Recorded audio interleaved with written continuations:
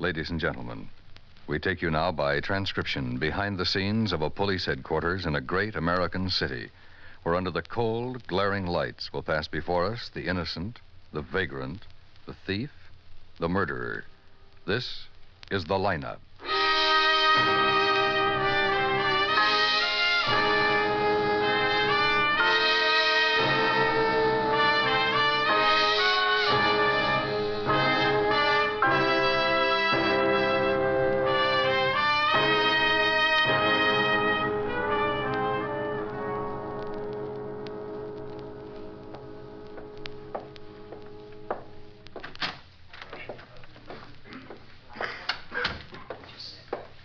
Hi, Ben. Hi, Quine. What you doing? Well, I got Mr. Forbes over there. Didn't think there was much need of it, but he wanted to come in. Well, it'll give you something to do. Yeah. I got started taking care of Little Rock, sending someone out to pick him up. No trouble? No, he finally calmed down. You gonna stick around? Yeah, might as well. Here. May I have your attention, please? You people out there on the other side of the wire in the audience room, may I have your attention, please? Thank you. My name is Cogger, Sergeant Pete Cogger. I'll explain the lineup to you.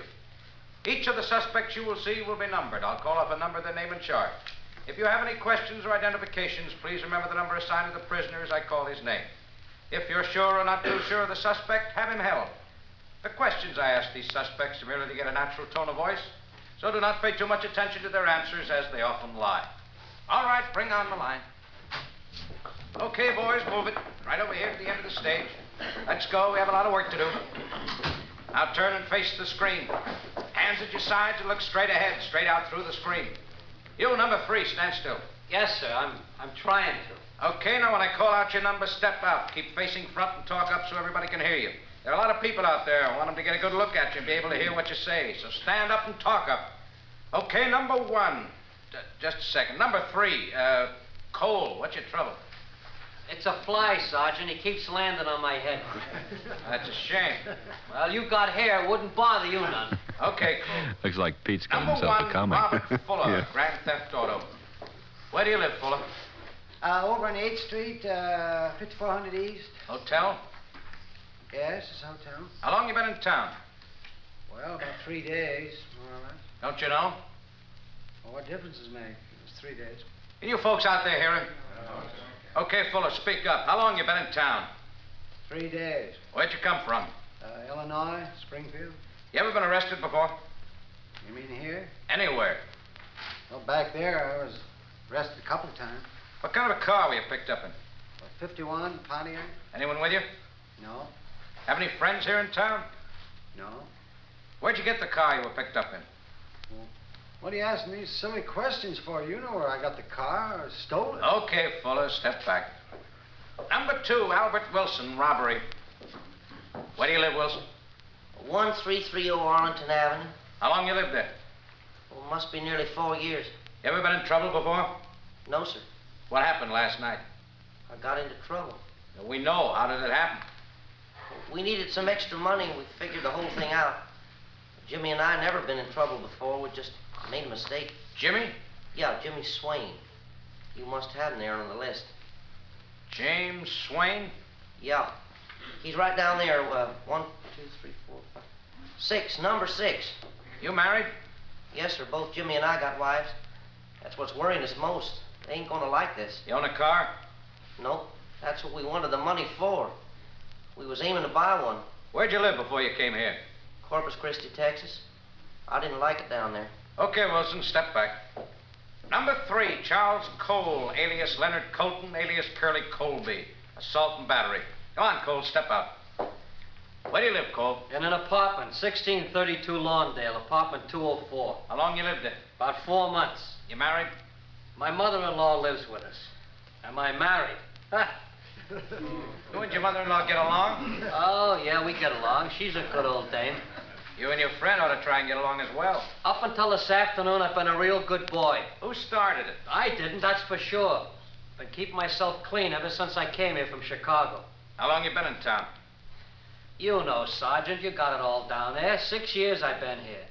I'm all paid up back there. I'm an honest man now. What happened today?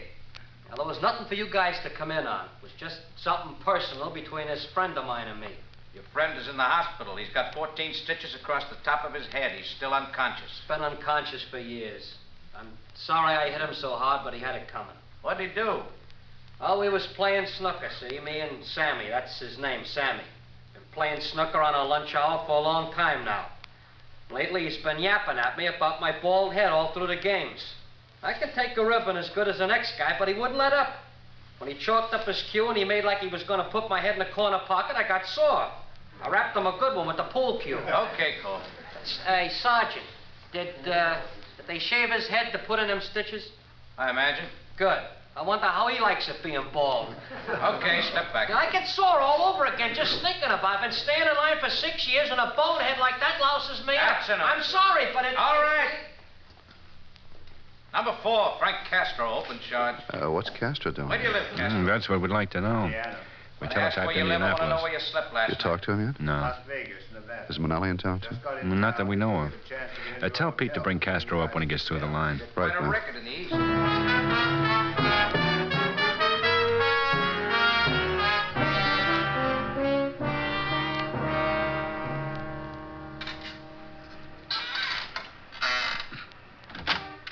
Here's Castro, Ben. Thanks, Pete.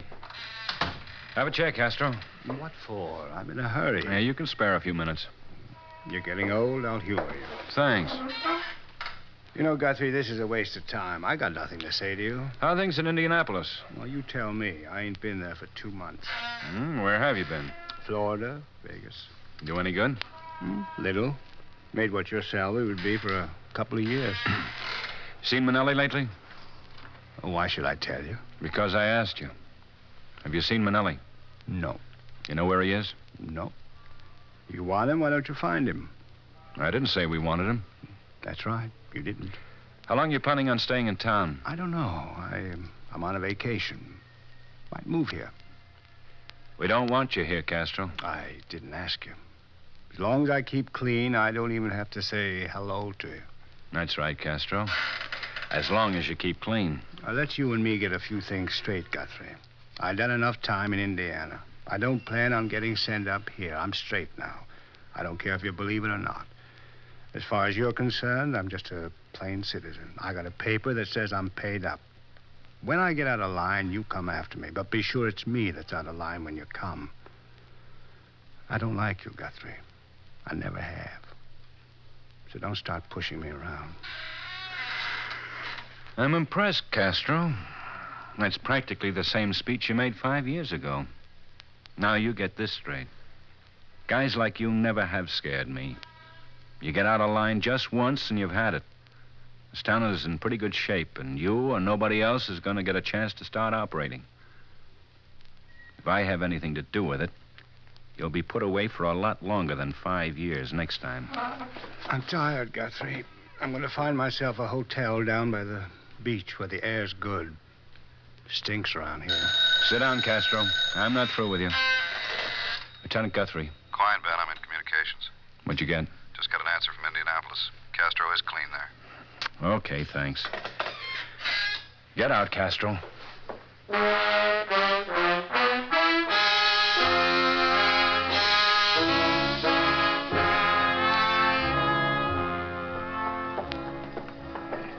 Oh, you really ought to go with us, Ben. Do you good. Oh, Pete, you know I never did like picnics. Well, Asher and his family are going. Lots of fried chicken, potato salad. Well, that part sounds good. Even if you don't like picnics, the food's worth it. I suppose. I'll let you know, Pete. I hope you can make it. Maybe.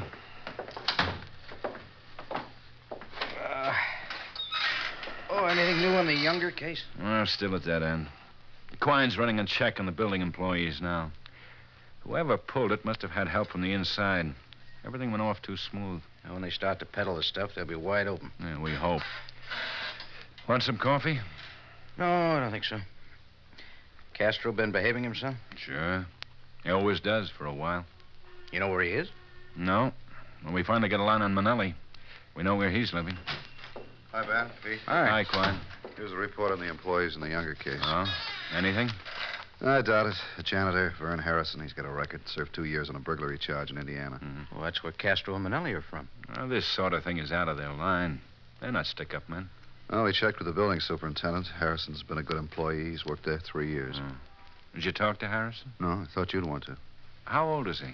63. Superintendent swears by him. He said he knew about his record, but he was convinced he was okay. Well, won't do any harm to talk with him. Want to have him picked up? No. Let's go for a ride, Pete.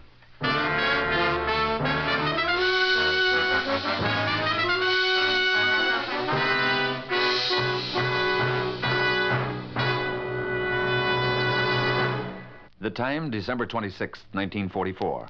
The place, a battlefield in Belgium. The 4th Armored Division was fighting to break through to the besieged 101st Airborne Division at Bastogne. When the unit of Sergeant James Hendricks was stalled by fire from artillery and small arms, he climbed down from his half-track and started toward 2 troublesome 88-millimeter guns. By fierce rifle fire, he caused the gun crews to surrender. Later in the battle, Hendricks left his vehicle once again to help 2 wounded soldiers who lay helpless in a blaze of machine gun fire. He silenced 2 machine guns and held off other attackers until the wounded men could be moved to safety. When another soldier was trapped in a burning half-track, Hendricks raced to his aid through heavy fire. As ammunition exploded in the burning vehicle, Hendricks pulled the wounded man from the half-track and extinguished his flaming clothing. Another American fighting man had been saved by the heroism of James Hendricks. Later, the Medal of Honor was awarded to the courageous sergeant. James Hendricks of Lepanto, Arkansas, who asked not what his country could do for him, but what he could do for his country.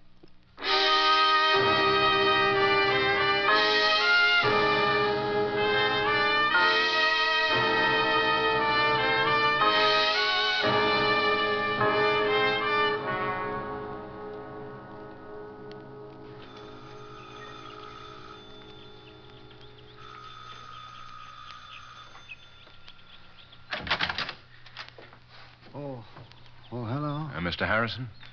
Uh-huh. I'm Lieutenant Guthrie. This is Sergeant Carger. Oh, how do you do? You want to come in? Thank you. Sit down. Thanks. Here, I'll get that paper there.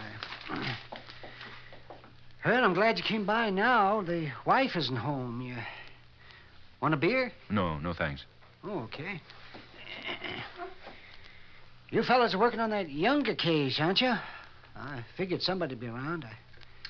I got a record, and that's as good a place as any for you to start on. Once somebody has a record, you fellas never let us forget it. Oh, don't get me wrong. I don't blame you none. I'd do the same thing if I was you. Well, it's not only you. All the employees are being checked, Mr. Harrison. Oh, sure, I know. Yeah, it's your job to do this. You know Mr. Younger? Yes, I know him. I never figured him for a guy with that much in diamonds laying around, though. He has a good business going there, but I didn't know it was that good. What hours do you work? 1 to 9. I was here at home when it happened. We don't think you robbed Mr. Younger, but we do think whoever did had help from the inside. Well, could be. All I'm interested in is being left alone, keeping my job. If you didn't have anything to do with this, there's nothing to worry about, Harrison. Yeah. Well, of course, I'm not a young man anymore, and it's kind of tough to get started. But I was lucky. I got a good, steady job. We just bought this house here last year.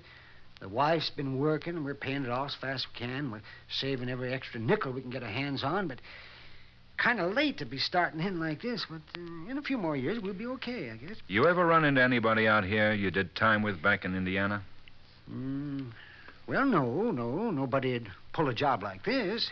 Did you ever know Frank Castro or Anthony Manelli back there? Yeah. Yes, I did. They was doing time when I was. I never knew them very well.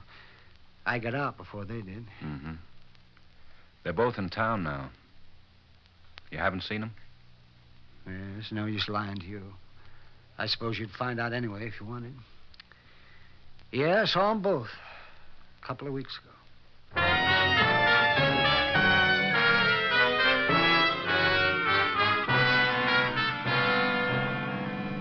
Want to send out a pickup on Manelli? If he isn't home, we will. No, it still doesn't figure. This sort of thing is out of both Manelli's and Castro's line. Could be they're broke. Well, maybe. 1, 2, 1, 2, 1, 2, 1. Yeah, there it is.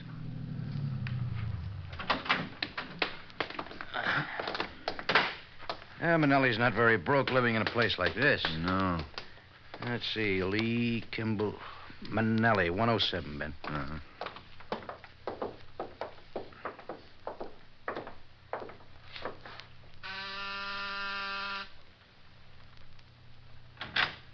Hello.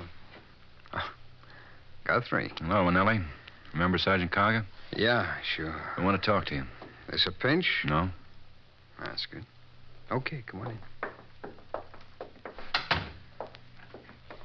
Sit down. You want a drink? No, thanks. Castro was telling me you and him had a run-in, Lieutenant. You might call it that. I don't pay too much attention to Frank. He flies off the handle once in a while. No. You seen him? No, not for about a week. And where is he? How should I know? He don't live with me. What are you doing for a living? Nothing. How do you pay your rent? Frank lent me some money. Why? Just wondered. Well, looks like I might have to go to work. You know, you guys ought to help me rehabilitate myself. You know Vern Harrison? Vern Harrison. Where's he from? Indiana. Vern Harrison. No, I don't think so. What did he do? Nothing recently that we know of. You sure you don't know him? I don't know him by name. I might if I seen him. Frank may know. I know a lot of guys by seeing them, but I don't know their names. You know how it is. Yeah, I know. He knows you, Manelli. Well, that could be. He said he talked to you a couple of weeks ago. So? Well, maybe he did. I don't remember his name. I ain't saying that I know him, but what if I do? What's so important about it? He's a janitor in the building where Younger was held up.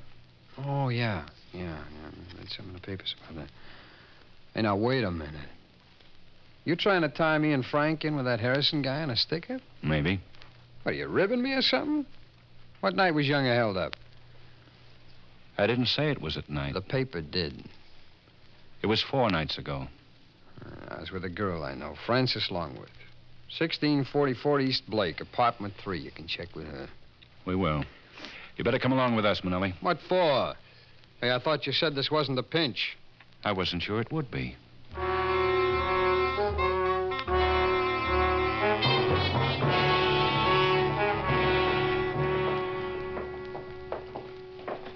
As soon as he regained consciousness, he asked for you, Ben. And when was he brought in, Doc? 2 hours ago. He's in pretty bad shape. Skull fracture, cuts and bruises. Who found him? His wife, I guess. She's been around here. Look, you'd better not stay too long. Mr. Harrison. Mr. Harrison? Mr. Harrison? I don't know, Ben. Mr. Harrison. Yes? Hello, Lieutenant. I gotta talk to you. Yes? Right after you left me, he came to see me. Who? I told him, I didn't say anything, but Who came to see you? I just wanted to be left alone. He said he'd kill me. I'm too old for fighting. I told him I didn't tell him anything. Who was it, Mr. Harrison? I met him like I told you, only I told him where I work and about Younger, and they threatened me then. Castro and Manelli? Yes.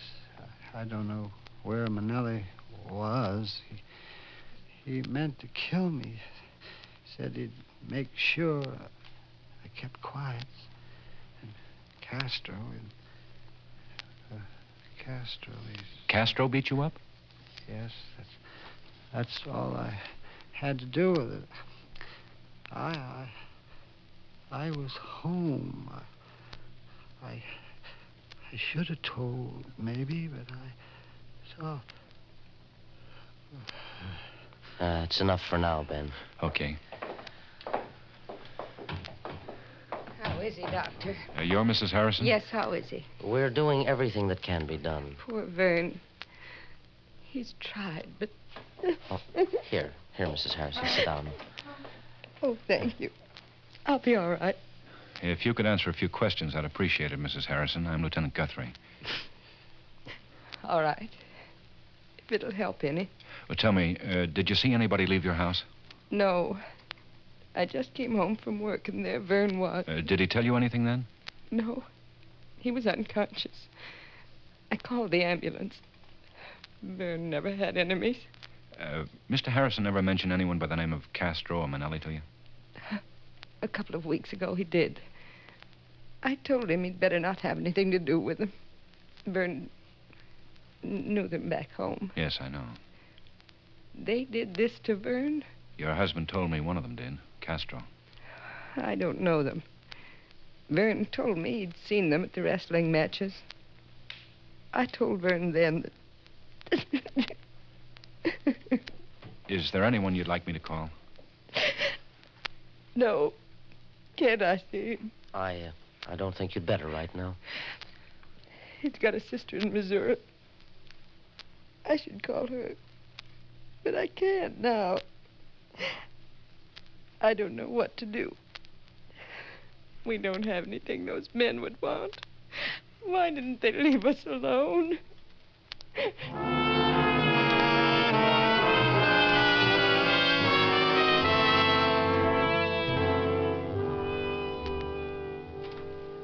That Frances Longworth sticks with her story, Ben. Manelli was with her all evening. They didn't go anywhere, stayed home and watched television. Anyone to substantiate her story? No, I checked with other people in the building. Nobody saw Manelli come in or leave. How long did he stay? Till about 1 in the morning, she said. You can always buy that kind of an alibi. We'll see what Manelli has to say about Harrison now. Yeah, Ben? Bring him in, Quine. Right. We should have run both of them out of town. If only it were that easy. Manelli, Ben. Thanks. Sit down. Sure. Might as well stick around, Quine. Which one of you guys has got the rubber hose? Why don't you level with us, Manelli? Okay, what do you want to know? Where's Castro? I don't know. Where were you on the night Younger was held up? With my girlfriend. I told you can check with her. We did. I just came from there. So? She knows her story. Well, what's she supposed to do? Lie? That's the trouble. I think she did. You don't think I was there. I say I was. I got a witness. What do you got? What did you do all evening? I told you once. I'd like to hear it. You never told me. Well, that's tough. We have lots of time, Manelli.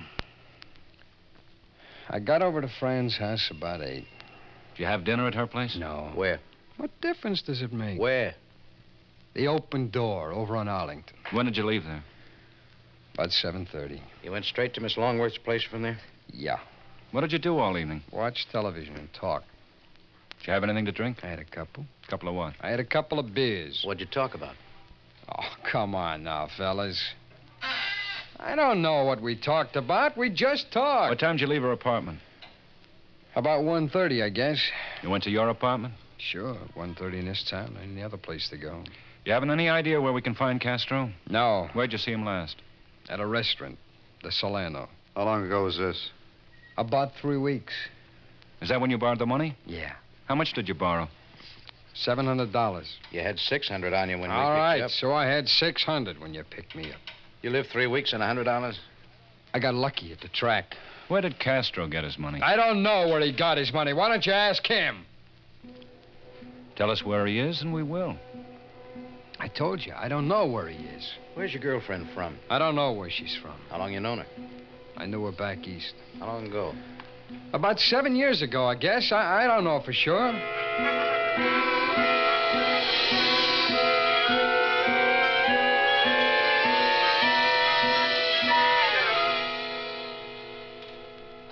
Does Castro know anyone else in town? I don't know. How often do you go to the racetrack? Whenever I feel like it. How often? A couple of times a week. You ever go to the wrestling matches? Yeah. Very often? I've been a few times. You ever see anybody there you know? Sure. Who? Ed Peak, Johnny Lewis. Want a cigarette? I got my own. Here. Vern Harrison goes to the wrestling matches.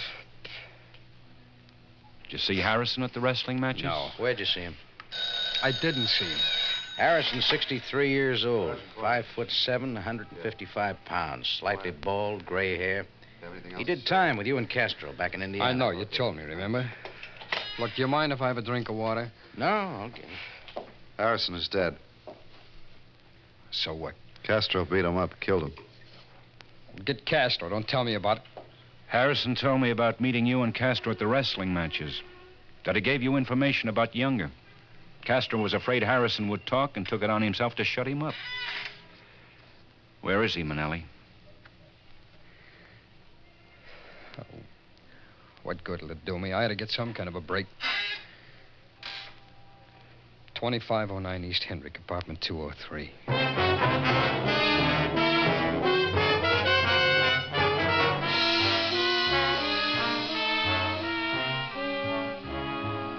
T67.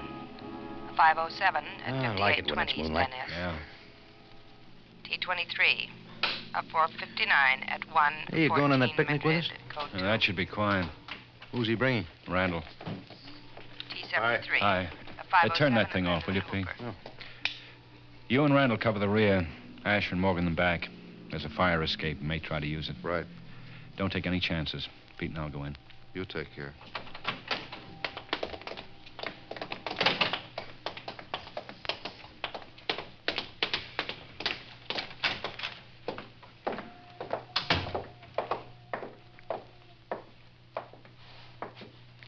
Okay?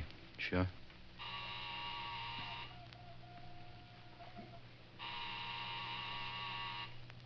Who is it? Guthrie, Castro. What do you want? You're under arrest, Castro. For what? Murder. The middle of the night ain't the time for jokes. This is no joke. Get your clothes on. Harrison is dead. That's supposed to mean something to me? He talked before he died. Oh? Go ahead. Make a break. Frankly, I'd like you to. He couldn't have talked. He did. Get his clothes, Pete. You're 35, Castro. Harrison was 63. You're really tough. It was Manelli's fault. He was broke. He said if we did something out of our line, it'd work. Yeah. You two are a lousy combination, Castro. He's stupid and you're a coward. Get dressed. Yeah, I guess I need a change, Pete. I'll go to that picnic.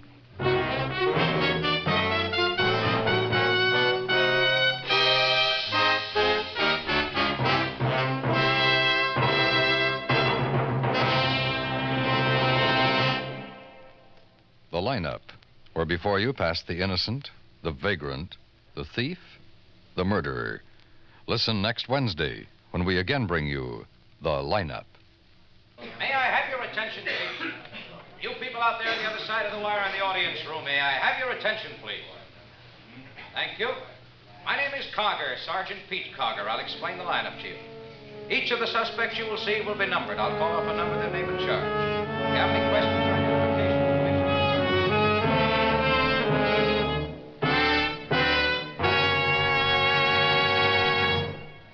The lineup, starring Bill Johnstone as Lieutenant Ben Guthrie with Jack Moyles as Sergeant Pete Carger, was written by David M. Light with music composed and conducted by Eddie Dunstetter.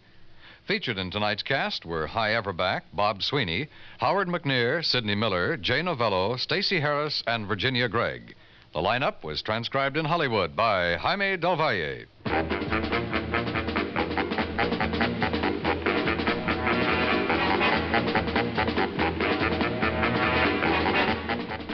Lineup has come to you through the worldwide facilities of the United States Armed Forces Radio and Television Service.